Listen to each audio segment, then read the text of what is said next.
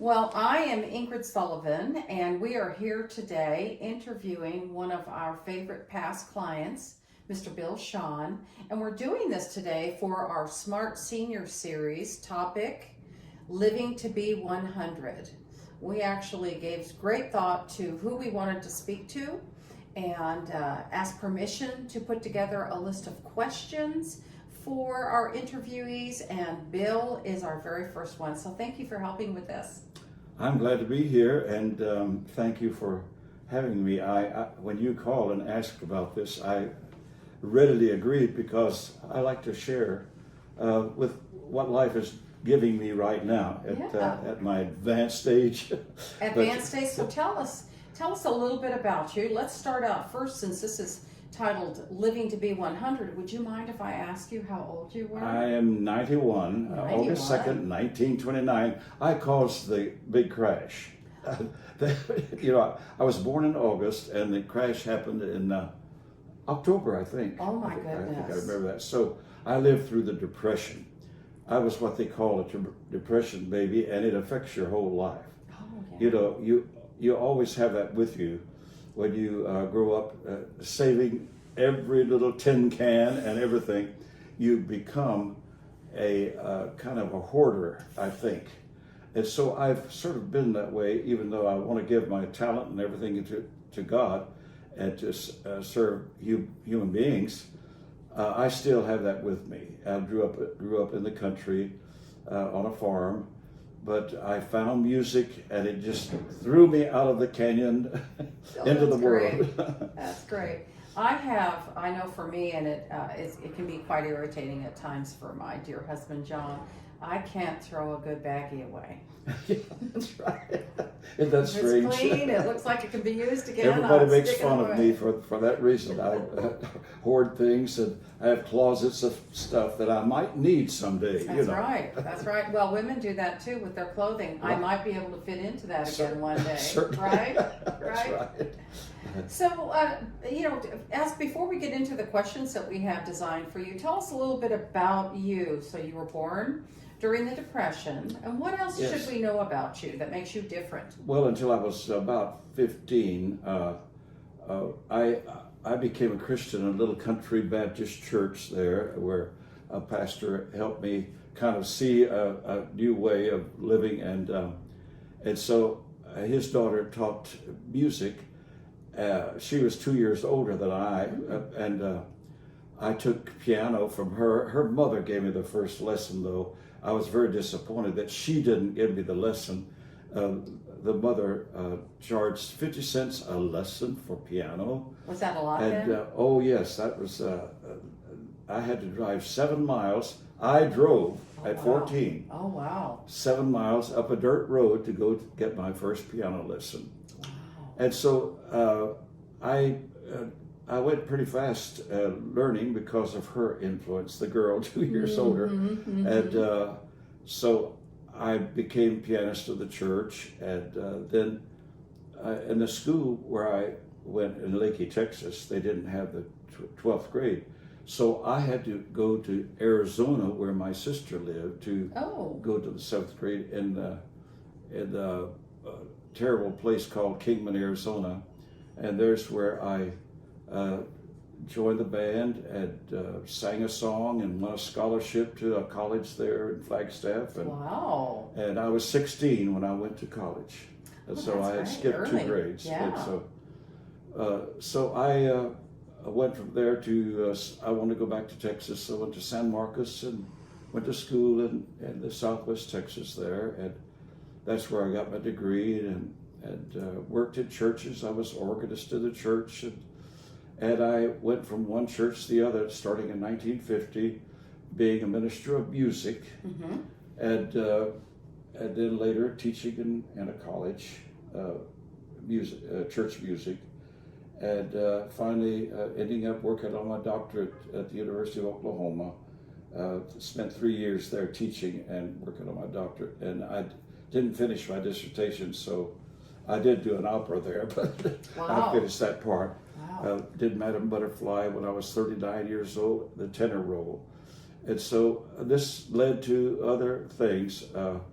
always following music and working with people and teaching voice and choir and traveling. And the last few years, I have traveled with the Presbyterians all over the world, doing music, leading worship from the piano. It's in my retirement, sort of retirement. Mm-hmm. And so that's what I've finished up the last 20 years doing. Wow. Working, traveling the world doing music. And so. Well, and I know personally, helping you downsize, that John and I have had the advantage of hearing you play on your piano, and you just play wonderfully, just really wonderful. I can see how people really like that. And do you still do that here where you're living now at Christian Yes, Care? thank you for asking. I do the worship service here at 3 o'clock on Sunday afternoon. I do the music for the ecumenical worship service here. Wow. And I also work with Linda Abel here, who's makes recordings for Alzheimer's and people with dementia. Mm-hmm. And we record a program every week that's sent out to Alzheimer's and dementia people.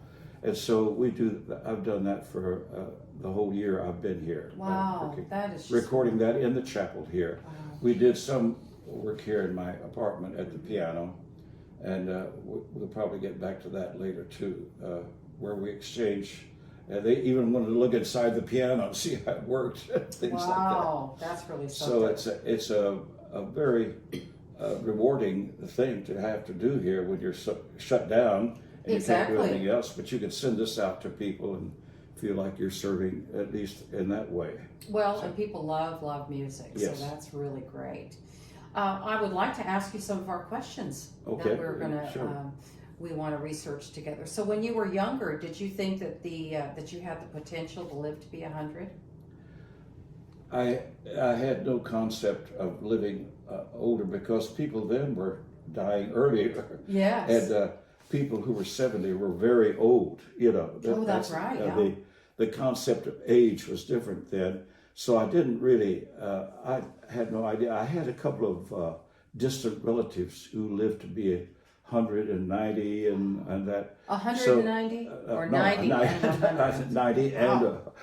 and but I knew age just from a few people that I knew, and they were very unusual people.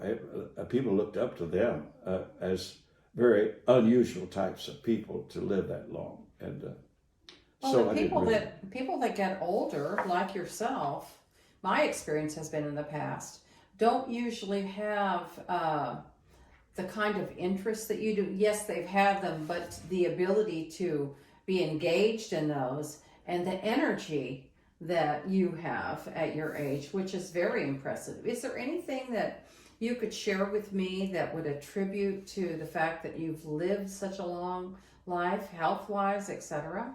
I think that exchange with people, keeping interest in others, and having that interaction with other people, and always giving and taking and giving, and the idea that I felt useful, something to put my feet down on the floor in the morning, a reason to live, and my Christian service, and also working and helping people. I always wanted to help young people sing better than I could sing, and so that was my interest, is to find talent and develop that talent. So that's great. So what are some of the biggest challenges that you've had to overcome as you've aged? Other people's attitude. They start treating you old. I've never been treated old, and all of a sudden I was realizing that I was in other people's eyes getting old because I would be singing in a choir. I sing in a choir of it used to have 176 voices, and we traveled and everything. And people started, when I'd come out to sing my solos in the choir, they would say, "Let's help you, let's help you." And that idea, I must seem old to them because they want to help me. And it had to come through the back door that I was getting old because I didn't feel old in my mind. Well, and I just appeared old to other people. That was the idea. And of course, neuropathy in the feet. When your feet go, forget that the energy to get around and to. So I have to lean on people and things and to walk and go and do things, to get to the piano, in fact, or to stand at a microphone and sing. It's always a challenge to do that. So that's the main challenge I have is to stay. I want to do what my mind says, but my body doesn't quite keep up with my mind. Yes. Yeah. I think that's the way I see it. I think that's a very common thing that people say. I'm young in here. Somehow this forgot that. Yes, that I'm that's young right. in here. And keeping up with that mindset is the thing that you want, and you try to find ways. I did a strange thing. Living the last few years, I have ropes that I tie on the handle of a door, and they're a pulley, and I put my feet in, and I lie on the floor, and I do all of these exercises to keep my the inner part of my body healthy for singing. Oh yeah. And that has really helped. I've had to give that up here. The handles on the door they open the door. Oh, they're right. They're not the right kind of handles. Yeah, that's right. It's so strange to people see me doing that, and they think, "What a strange thing to be tied up in your ropes and your pulleys and everything." But I think it's helped me keep younger inside the trunk, the inside. Yeah, that's really good. So, do you have a workout room here at Christian yes. Care? Now, when we get that room, I will go there and work out because I know miss that very much. They won't let us go there. You can sign up for it, but I just don't feel like going there. And signing up and so we have a person here who works with health and exercising, and so this is a wonderful place. I think when it all gets back normal to grow old here. Well, I know that for you, it seemed like it was just maybe a little over a week that you had been here when we were starting to experience COVID and everything being shut down and distancing from people. I ate 2 meals in the dining room, and they shut everything down. And so the whole year I've been here, my meals have been brought to the room. I go out for breakfast and pick it up and bring it back to the room and eat. But we're opening up now, I think, in the next few weeks. And so we'll be able to eat in the dining room again. Yeah, and actually get to know people. Yes, and I'm not a game player like bingo and things like that. I've never done that because I've always been too busy. I've kept so busy in my life that I work night and day. I never did get married. I spent all day long and into the evening teaching and helping. And so I've never had time to go play games and things. People say they think games keep them young, but staying busy and working keeps you young too. Yes. And keeping that and interest. liking what you do. Oh yes, and loving it, loving every minute of it. Absolutely. Seeing people develop, what a joy that is to see their talents develop. That's what keeps me going. And I really love what we do. I love the engagement. I know John does as well. Engagement with people, and just helping people get from one place to another. I can see that in your life. Yeah, I do really see that. It. And it's your personality to accept people and listen. People don't know how to listen. They really don't. And there's a realness to listening and taking in and being at least sympathetic to what people are saying. Right. It's this has been a wonderful life so far.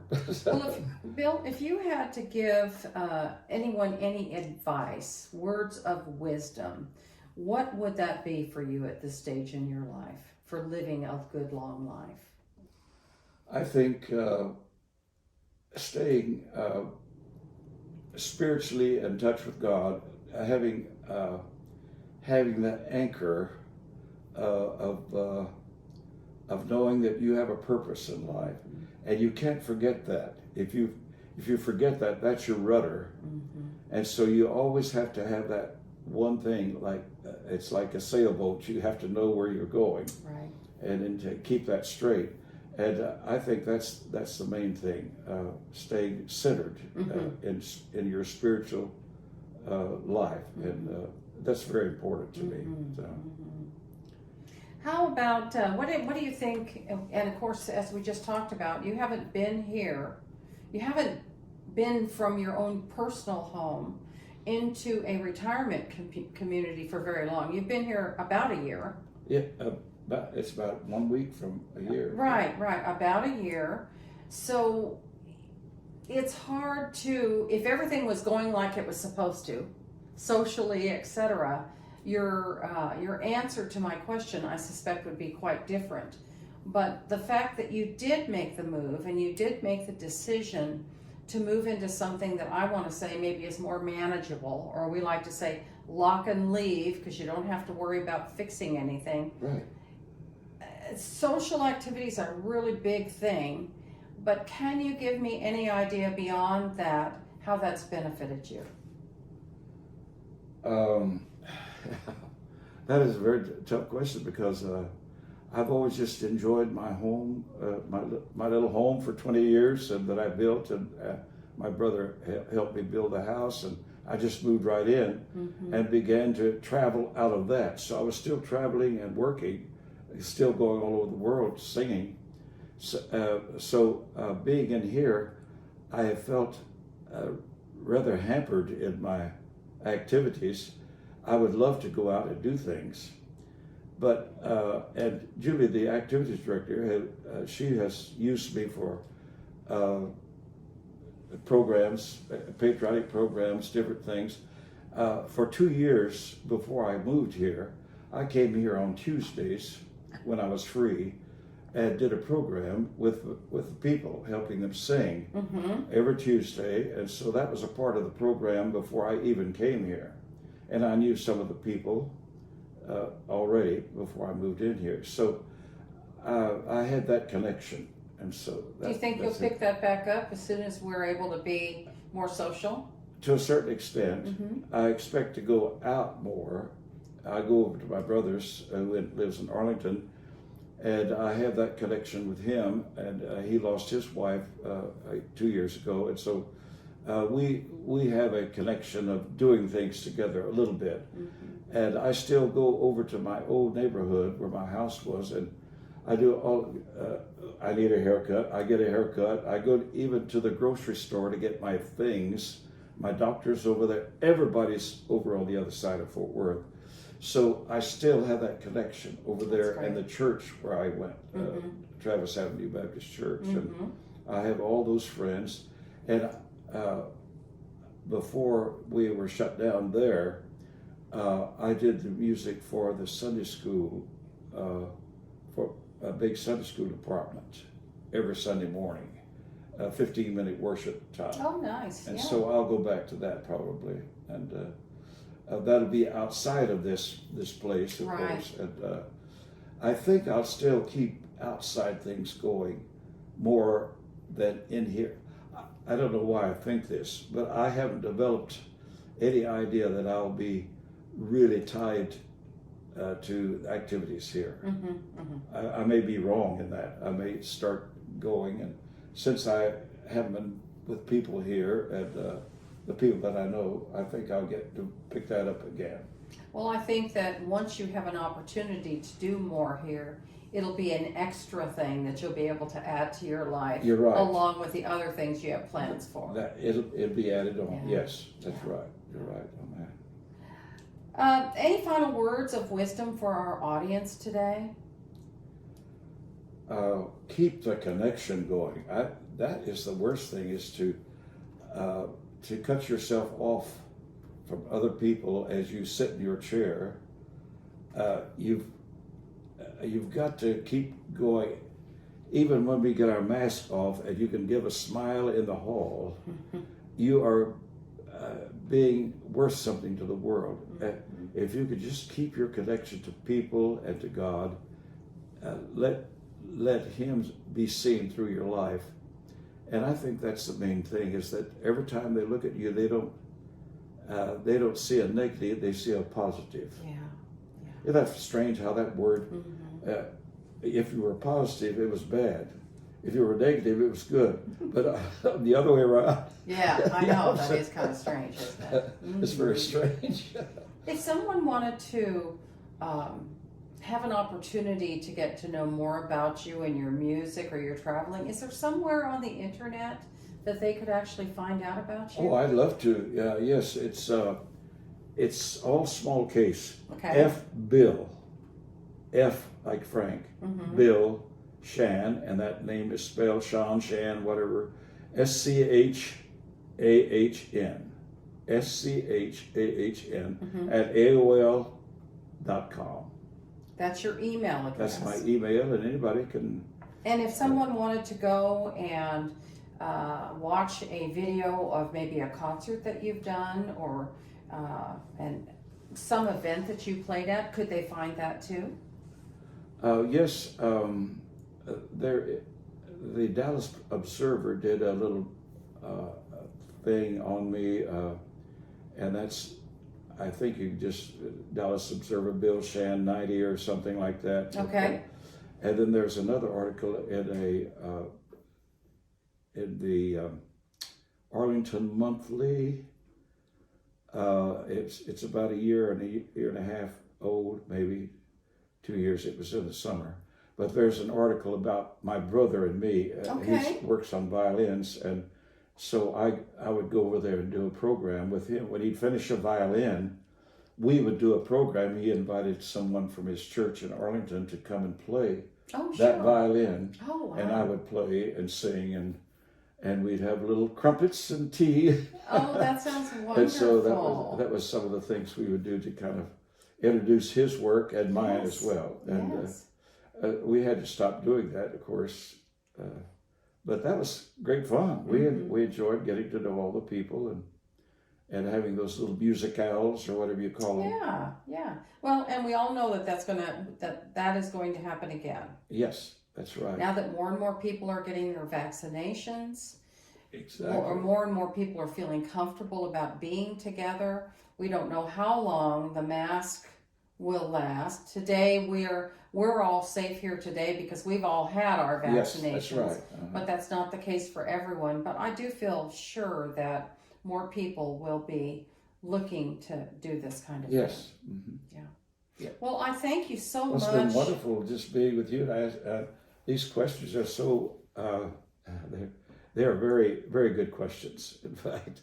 And thank you, John, for being a good photographer. Yeah. Thank you so much for what you've shared with us. It means a great deal to us.